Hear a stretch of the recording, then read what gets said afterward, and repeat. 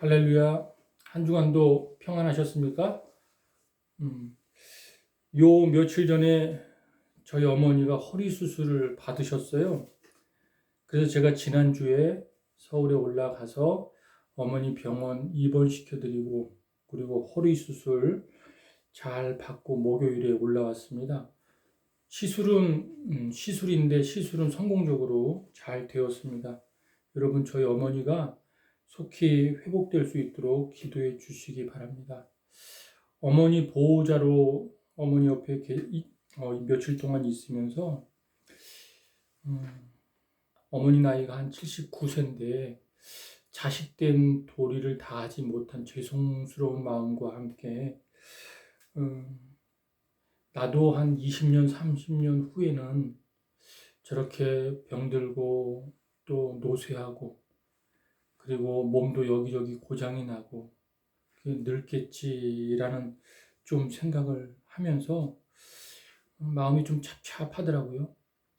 여러분, 사람이요, 나이 들고 병이 들고 그러잖아요. 그러면은요, 굉장히 인생이 무상해지고 그리고 또 이렇게 더덥고 공허해질 수 있습니다.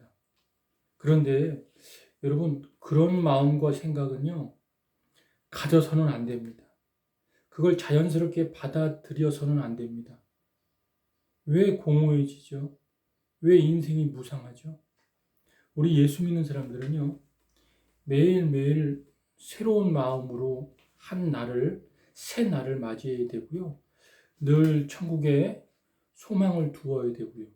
죽는 그날까지 늘 하나님과 함께하는 그런 믿음과 그 다음과 하나님과 교제하는 마음으로 매일같이 새날처럼 그렇게 살아가야 합니다.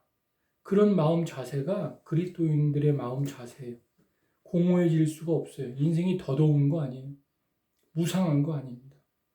저와 여러분이 매일같이 하나님이 주신 새날 앞에 새로운 마음으로 살아가기를 주님의 이름으로 축원드립니다. 오늘도 교회론 5번째 시간을 가지고 고린도전서 12장 27절의 말씀을 가지고 지난주에 그리스도의 몸된 교회라는 제목으로 함께 은혜를 나눴는데 오늘도 2번째 시간으로 같은 제목으로 함께 은혜를 나누도록 하겠습니다. 제가 잠시 사도신경하고 그리고 성경 봉독하고 그리고 기도하고 시작하겠습니다. 나는 전능하신 아버지 하나님 천지의 창조주를 믿습니다. 나는 그의 유일하신 아들 우리 주 예수 그리스도를 믿습니다. 그는 성령으로 잉태되어 동정녀 마리아에게서 나시고 본디오 빌라도에게 고난을 받아 십자가에 못 박혀 죽으시고 장사된 지 사흘 만에 죽은 자 가운데서 다시 살아나셨으며 하늘에 오르시어 전능하신 아버지 하나님 우편에 앉아 계시다가 거기부터 살아있는 자와 죽은 자를 심판하러 오십니다. 나는 성령을 믿으며 거룩한 공교회와 성도의 교제와 죄를 용서받는 것과 몸과 부활과 영생을 믿습니다. 아멘. 아멘. 오늘 말씀은 고린도전서 12장 27절 말씀입니다. 제가 봉독합니다. 너희는 그리스도의 몸이요 지체의 각 부분이라. 다시 한번 제가 봉독합니다. 너희는 그리스도의 몸이요 지체의 각 부분이라. 오늘 이 말씀 가지고서 저와 여러분이 하나님의 큰 은혜를 나누는 시간을 갖겠습니다. 제가 잠시 기도합니다. 하나님, 한 주간도 우리를 지켜 보호하여 주셨다가 각자의 처소에서 주님 불러주셔서 예배 자리에 나왔습니다. 이 예배를 흠양하여 주시고 성령이 강권하여 주셔서 우리의 마음을 다른 생각, 다른 마음 갖지 아니하고 집중하여 몸과 마음과 정성을 들여 주님 앞에 예배를 올려드리기를 원합니다. 한 주간 동안 살면서 손과 발이 지은 죄, 마음과 생각과 눈과 귀가 지은 죄 주님 앞에 다 내려놓습니다. 십자가의 보혈로 정결하게 하여 주시고 우리가 주님의 사람으로 살아가는데 이 땅에 죄 많은 세상, 죄에 섞여서 묻혀서 살아가는 것이 아니라 정말 거룩하게 구별되게 살아가는 저희들 되게 도와 주시옵소서. 코로나 시기로 육사단의 모든 예하 부대와 모든 교회가 어려움을 당하고 있지만 이것이 아무것도 아니고 또 곧 지나갈 것이라는 기대를 가지고 소망을 가지고 맡겨진 일에 책임을 다하는 우리 용사들 다 되게 하여 주시고 나라를 위해 불철주야 지키고 있는 정말 병사로서 간부로서 이 임무를 다 할 수 있는 마음과 정신력과 또 신앙을 갖게 하여 주시옵소서. 부대마다 안전사고 일어나지 않게 해주시고 늘 주님을 기억하고 생각하면서 주님의 인도를 받으며 살아가는 우리 부대원들 다 되게 하여 주시고 사랑이 많으신 예수님의 이름으로 기도드렸습니다. 아멘. 여러분 지난 시간에 말씀을 기억하시는지 모르겠지만은 교회의 1차적인 목적은 뭐냐면 교회의 머리는 예수 그리스도가 되셔야 한다는 것입니다. 교회의 머리가 예수 그리스도가 되셔야지만 교회가 건강하게 그렇게 성장할 수 있고 발전할 수 있고 자랄 수가 있습니다. 여러분 건강한 교회가 뭘까요? 예수 그리스도가 머리가 돼서 어떤 상황 속에서도 그 교회가 그리스도 안에서 그분의 다스림과 통치하심 속에서 움직이고 활동하는 것입니다. 그 그리스도의 의도와 뜻과 목적을 바로 알아서 그것을 그대로 교회가 표현해내고 반응해내고 나타내내고 세상에 빛으로 드러내는 것입니다. 그게 정말 건강한 교회예요. 그래서 에베소서 1장 23절에 보면 이렇게 말씀합니다. 교회는 그의 몸이니 만물 안에서 만물을 충만하게 하시는 이의 충만함이니라. 자, 이 말씀과 비슷한 말씀이 또 하나 있는데 에베소서 5장 18절 말씀에 보면 이렇게 나와 있습니다. 술 취하지 말라. 이는 방탕한 것이니 오직 성령의 충만함을 받으라. 자, 여러분 여기서 이 충만이라는 단어 우리가 이 충만을 생각할 때 잘못 오해하는 부분이 있는데 충만은요 어떤 양적인 분량의 개념이 아닙니다. 뭐 양이 많다, 양이 가득하다 이런 뜻이 아니라요. 성경에서의 충만은요 지배받다, 다스림을 받다라는 의미예요. 지배받다, 다스림을 받다. 그러니까 얼마나 철저하게 머리 드신 그리스도께 내가 지배되는 삶을 살아가느냐, 그게 바로 충만입니다. 얼마나 철저하게 내가 예수 그리스도의 그 다스림을 받고 살아가느냐, 그게 바로 충만한 거예요. 여러분, 왜 술 취하지 말라, 이는 방탕한 것이니 라고 말씀합니까? 여러분, 술에 취하잖아요. 이건 다른 말로 얘기하면 술에 내가 지금 지배를 받았다는 의미거든요. 내가 술에 지배를 받았다는 거예요. 내가 술을 지배하는 게 아니라 술이 나를 지배하는 거예요. 처음에는 술을 마시는데 나중에는 술이 나를 마셔요.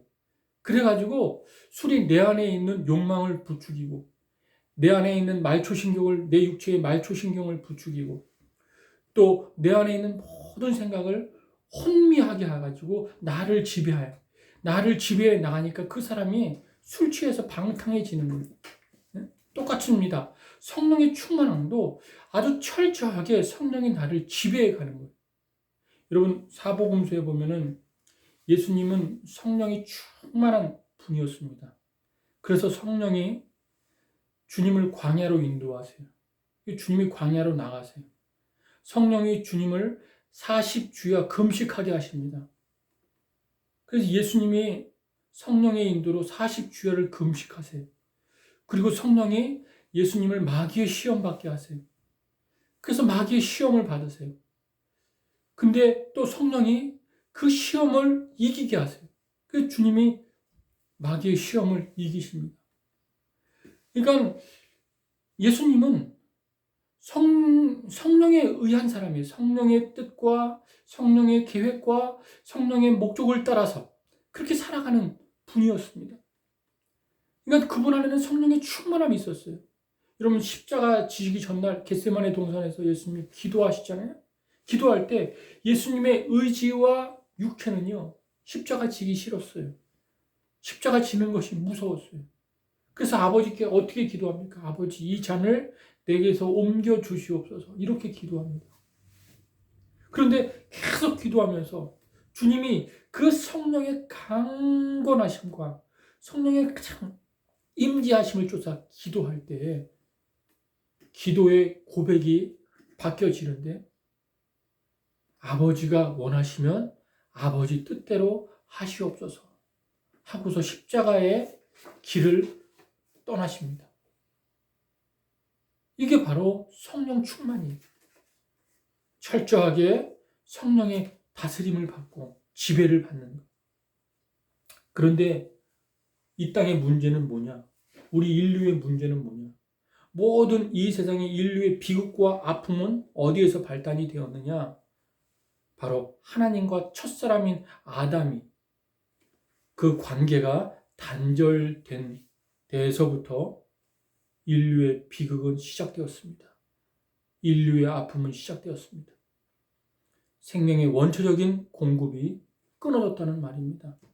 그때부터 인간은 성령의 지배를 거부하기 시작했어요. 하나님의 영의 다스림, 그리스도의 그 복음의 말씀을 거절하기 시작했어요. 그리고 자기가 노력해서 자기 자본을 만들고 그 자본을 가지고서 자기의 삶을 자기가 책임지며 살아가는 그런 인생을 살아가게 되었습니다. 그러다 보니까는 이 땅에 많은 도덕적, 윤리적 타락이 나타나게 되었던 것입니다. 그래서 성경이 말하는 죄는요, 바로 하나님과의 단절을 의미해요. 하나님과의 단절을 의미하고 그 단절로 인하여 성령의 지배를 받지 않은 인간이 자기 스스로의 노력으로 이 땅에서 살아가다 보니까 이 세상에 수많은 도덕적인 윤리적인 타락이 나타나는, 그건 바로 죄의 증상을 의미하는 거거든요. 죄의 증상이 나타나기 시작했던 것입니다. 그래서 저와 여러분은 건강한 교회가 뭐냐? 바로 그리스도가 머리가 돼서 그리스도의 의도와 목적과 뜻을 그대로 따르는 것. 그게 건강한 교회라는 거예요. 여러분 보세요. 하나님과의 관계가 좋아지면요, 왜 거짓말을 합니까? 정직하게 살지. 하나님과의 관계가 좋아지고 친밀해지는데 왜 욕망을 따라 삽니까? 욕망을 내려놓지요. 응? 왜 사람들이 음란하게 타락하면서 그 음란한 거를 아는데도 왜 그렇게 삽니까? 하나님을 인식하지 않는 거예요. 하나님을 의식하지 않는 거예요. 하나님께 민감하면은 사람은요, 타락할 수 없습니다. 저와 여러분이 건강한 교회가 되고 하나님의 형상을 회복하고 그리고 또 아름다운 사람이 되기를 주님의 이름으로 축원드립니다. 그러려면 반드시 예수 그리스도가 우리의 머리가 되어야 한다.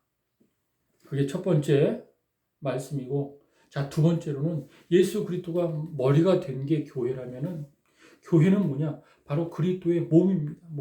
그리스도의 몸. 그 몸에 대해서 함께 오늘 좀 구체적으로 나누려고 합니다.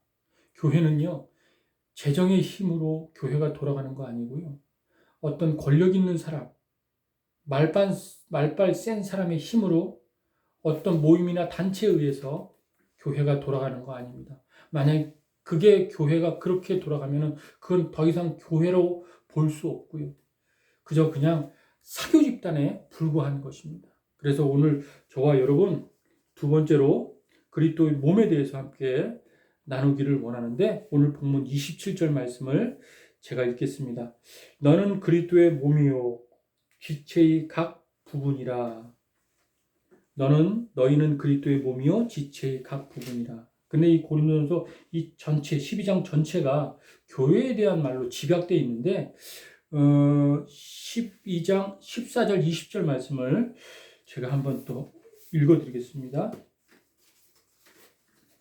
14절에서 20절 말씀. 몸은 한 지체뿐 아니요 여럿이니 만일 발이 이르되 나는 손이 아니니 몸에 붙지 아니하였다 할지라도 이로써 몸에 붙지 아니한 것이 아니요 또 귀가 이르되 나는 눈이 아니니 몸에 붙지 아니하였다 할지라도 이로써 몸에 붙지 아니한 것이 아니니 만일 온 몸이 눈이면 듣는 곳은 어디며 온 몸이 듣는 곳이면 냄새 맡는 곳은 어디냐. 그러나 이제 하나님이 그 원하시는 대로 지체를 각각 몸에 두셨으니 만일 다 한 지체뿐이면 몸은 어디냐. 이제 지체는 많으나 몸은 하나라. 아멘. 여러분 이 말씀이 무슨 말이냐면요. 여기 굉장히 중요한 개념 하나가 이렇게 나와 있고 그것이 이렇게 발전해 가 있는데 자, 첫 번째로는 교회의 머리는 그리스도이고 그리고 교회는 그리스도의 지배를 받는 몸이다. 이렇게 설명을 하고 세 번째 가장 중요한 것. 몸은 하나인데 그 한 몸에 몇 개의 지체가 있다고 말합니까? 여러 개의 지체가 있다고 말해요. 여러 개의 지체. 자, 이 말은 무슨 말이냐면요. 여러분 신앙생활 하다 보면은 예수 그리스도가 답이지만 막 헷갈릴 때가 있어요. 복잡할 때가 있어요. 교회 안에서. 즉 다시 말해서 교회 안에는 통일성과 다양성이 있다는 말입니다. 그리스도의 몸으로서의 통일성이 있지만 교회 안에서 아주 복잡한 얽히고 설킨 일들이 있어서 지금은 답인 것 같은데 좀 지나보면 답이 아니야. 또 지금은 답이 아닌 것 같은데 좀 지나보면 답이야. 이런 일들이 여기저기서 막 일어나요. 이거는 교회 안의 다양성 때문에 그렇습니다. 다양성 때문에. 그러니까 예수 그리스도의 몸은 하나지만 그 안에 여러 가지 다양한 일들이 일어나고 있다. 그래서 꼭 답이다라고 정할 수 없는 그런 일들이 일어나고 있다라는 사실을 기억해 두시기를 바랍니다. 통일성 교회 안에는 통일성과 다양성이 있다. 자, 제가 한 가지 좀 예를 들어보면 이 다양성이라는 것은요. 또 가만히 있는 게 아니라 점점 발전이 되갑니다. 교회 안에서. 그래서 교회 안에서 부흥하다, 성장하다 이게 다양성 때문에 그런데 여러분 예를 들어보면 제가 전에도 말씀드린 것 같은데 초등학생이 미술 시간에 그림을 그릴 때 불난집을 그리라. 그러면 두 가지 색깔밖에 안 쓴다 그랬잖아요. 검은색과 빨간색. 검은색은 불나고 난 다음에 타다 남은 재를 그리기 위해 검은색 칠을 막 해요. 빨간색은 활활 집이 불날 때 빨간색을 칠합니다. 초등학생은 거의 두 가지 색깔밖에 표현을 못해요. 불난 집을 그릴 때. 그러나 이게 미술을 전공하고 또 미술에 대해서 공부하고 어느 정도 전문가의 수준이 되면요. 불난 집을 그리잖아요. 그러면 아주 다양한 아주 복잡한 색을 다 사용합니다. 그리고 아주 다양하게 표현해요. 표현력이 얼마나 아주 능수능란한지 몰라요. 이것은 뭘 말하냐면은 신앙의 성숙도를 말하는 거예요. 신앙이 성숙해지잖아요. 그럼 한 가지만 고집하지 않아요. 다양해져. 그러니까 교회 안에 그리스도의 몸이다. 그리고 그 그리스도의 몸은 통일성을 말하는데 동시에 각각의 다양한 지체들이 아주 성숙하게 성장하는 것이 바로 그게 건강한 교회라는 거예요. 자, 그러면 바울이 왜 특별히 인간의 몸을 비유로 교회를 지금 설명하고 있는가? 바울 당시에 특별히 고린도 교회, 바울이 세운 고린도 교회에 굉장히 큰 문제들이 많이 있었습니다. 교회가 여러 교회를 세웠지만 고린도 교회에는 유난히 문제가 많았습니다. 특별히 고린도 교회는 은사를 가진 사람들이 많이 있었고 은사가 많이 나타났어요. 뭐 방언의 은사, 병고침의 은사, 또 예언의 은사, 뭐 여러 은사들이 막 나타났어요. 그러다 보니까는 고린도 교회 두 파가 갈라졌는데 은사 받은 파와 은사를 받지 못한 파, 은사 받은 파들, 그 사람들은 자기 신앙이 우월하게 보여지는 거예요. 우월하게. 은사를 못 받은 사람들은 열등한 신앙을 가진 것처럼 보여지는 거예요. 뭐 그 정도는 괜찮은데 이게 더 심각한 게 뭐냐면 은사를 받은 사람들이 뭐 서로 경쟁을 하네요. 서로 비교를 하네요. 그러면서 교회 안에 막 분란이 일어나고 있는 거예요. 그걸 보다 못해 사도 바울이 교회론에 대해 다시 그들에게 가르쳐주고 있는 것입니다. 막 그 교회 안에 누가 세냐, 내가 은사를 받았는데 내 은사가 세다, 뭐 각양각색의 은사가 나타나니까 아니다, 내 은사가 A급이다 하면서 막 서로 잘났다고 막 그렇게 하니까 그 교회 안에 막 분파와 분쟁이 막 일어나고 시끄러워지니까 사도 바울이 고린도 교회에 교회론에 대해 내놓으면서 사람을 기준으로 그렇게 열등함과 우월감으로 교회를 나누는 그들을 향해서 말씀하고 있는 것입니다. 인간의 몸을 빌어서. 근데 그 당시나 오늘날 교회나 여러분 보세요. 가만히 보면 우월한 사역이 있고 열등한 사역이 있는 것 같아요. 저같이 말씀을 전하는, 목사가 말씀을 전하는 건 굉장히 우월한 사역 같고, 저 주방에서 청소하고, 밥하고, 반찬 만들고, 또 막 교회에 막 세팅하고, 이런 건 열등한 사역 같고, 그렇게 나타나 보이잖아요. 근데 교회는 그게 아니라는 거예요. 다 평등하다는 거예요. 평등하다는 거예요. 여러분, 계속 인간의 몸으로 예를 들어보면 여러분 신체 중에 제일 이렇게 열등하게 보이는 신체가 있을 거예요. 우리가 생활하면서 활동하면서 여러분 신체 중에서 좀 덜 귀하게 보이는, 또 덜 귀하게 여기는, 열등하게 보이는 신체. 저는 개인적으로 그게 발이라고 생각합니다. 가장 낮은 곳에서 신발을 신고서 바쁠 때는 여기저기 그냥 막 돌아다니고 또 일도 하고 그러잖아요. 그러다 보니까는 거기는 뭐 빛도 없어요. 그리고 뭐 통풍도 안 돼.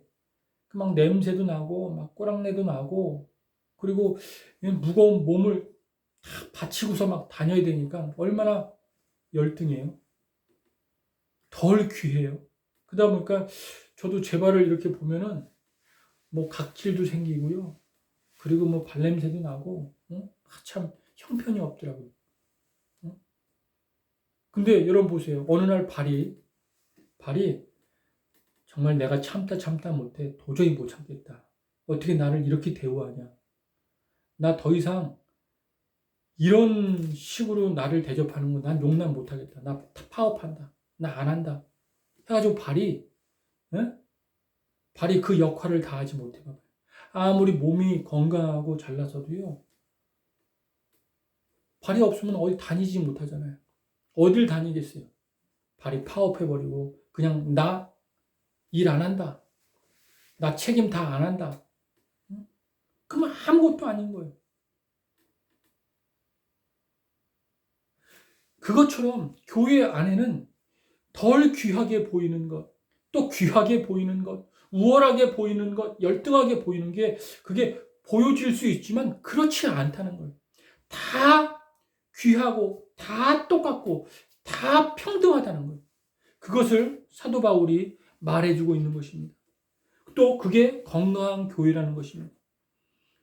그러면서 고린도 교회의 성도들한테 너희들이 자꾸 그런 식으로 열등함, 우월감, 사람의 기준을 가지고 그렇게 탁탁탁탁 구분을 짓고 나누고, 그리고 그거 가지고 분쟁하고 분파를 나누면 하면서 사도 바울이 어떻게 되느냐 하고서 말씀을 남겨놨는데, 고린도전서 12장 21절 25절 같은 장입니다.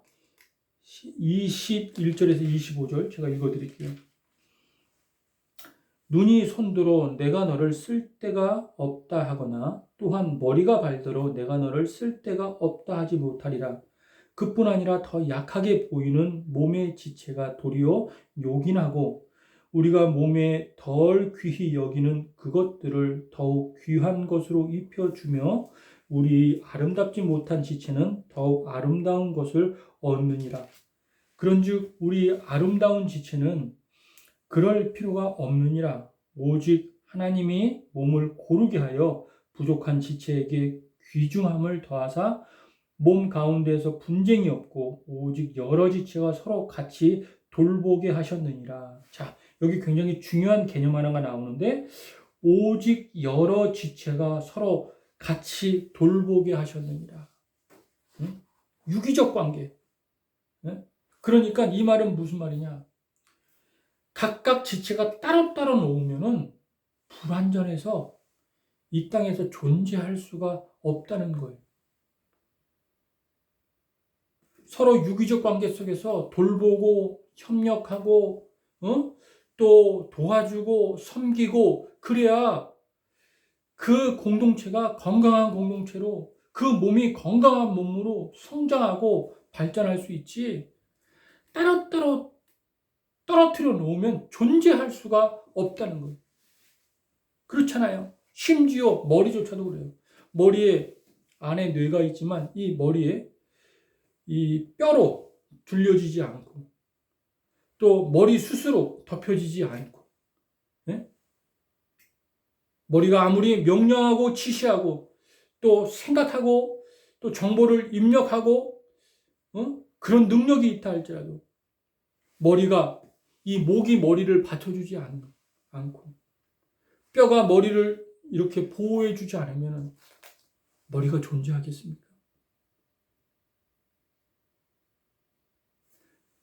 같은 절 26절에 보면 이렇게 말합니다. 만일 한 지체가 고통을 받으면 모든 지체가 함께 고통을 받고 한 지체가 영광을 얻으면 모든 지체가 함께 즐거워하느니라. 여기에 굉장히 기독론적인 메시지가 있는데 뭐라 그러냐면 하나님이 교회에 대한 비밀을 감춰 놓았어요. 그게 뭐냐? 교회가 선교만큼이나 중요한 게 뭐냐? 이건 교회 정체성인데 교회 안에 또 교회 밖에 약한 곳이 있다는 거예요. 낮은 곳이 있다는 거예요. 어려운 곳이 있다는 거예요. 힘든 곳, 가난한 곳이 있다는 거예요. 그곳에 눈을 돌이켜서 그곳에 관심을 가지고서 거기를 돌보고 거기를 세우고 또 거기를 구제하고 그 역할이 교회의 역할이라는 거예요. 이게 교회의 신비입니다. 여러분 우리가 예수를 믿고 구원을 받았어요. 은혜를 받았어요. 하나님의 국률하심과 은혜 속에 우리가 하나님의 자녀가 됐습니다. 자, 그러면 우리가 이 땅에서 하나님의 자녀로서 그리고 구원받은 자로서 어떻게 살아야 하죠? 그냥 구원받았으니까 끝난 건가요? 나만 잘 먹고 잘 살면 되는 건가요? 아니요. 교회는 그러기 위해 존재하는 것이 아니라 그래서 교회는요 어떤 교회가 건강하다, 아름답다 그거는 교회가 하나님으로부터 받은 것 그것이 말씀이든 복음이든 물질이든 뭐든 간에 이것이 세상으로 교회가 통로가 돼서 잘 흘러가야 되는데 특별히 우리가 덜 귀하게 여기는 어떤 상황과 환경과 대상을 향해서 덜 귀하게 여기는 그리고 우리가 비천하게 보고 가난하게 보고 곤고하고 연약한 쪽으로 여기는 그것이 이 교회의 본성입니다. 본성을 회복하는 거예요. 그래서 그 덜 귀하게 여기는 쪽으로 흘러가는 것이 바로 교회의 사명이에요.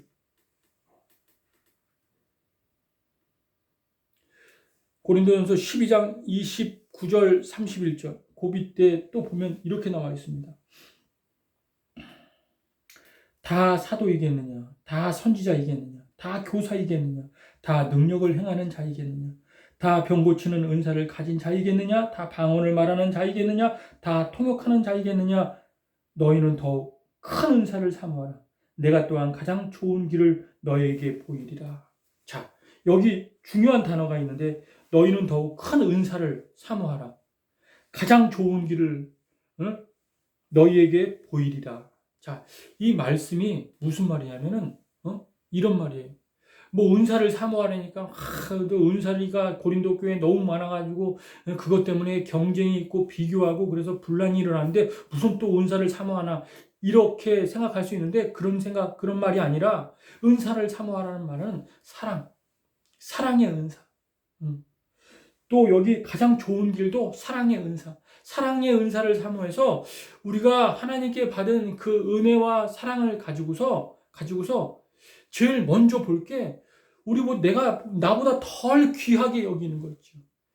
작다고 하는 것, 천하다고 하는 것, 가난한 자, 또 연약한 것, 비천한 것, 그런 쪽에 관심을 두고 그걸 위해 예수님이 그 부요한 사람, 완전한 사람이 그걸 위해 오셔서 눈물을 흘리고 슬퍼하면서 십자가를 지신 것처럼 우리가 동일하게 그들을 먼저 보면서 그들을 위해 눈물을 흘리고 그들을 위해 기도하고 그들을 위해 가진 것을 내놓고 그들을 위해서 돕고 섬기는 것이 바로 건강한 교회가 이 타락하고 우매하고 무지하고 완악한 이 세상을 아름답게 하는 또 살리는 교회라는 거예요.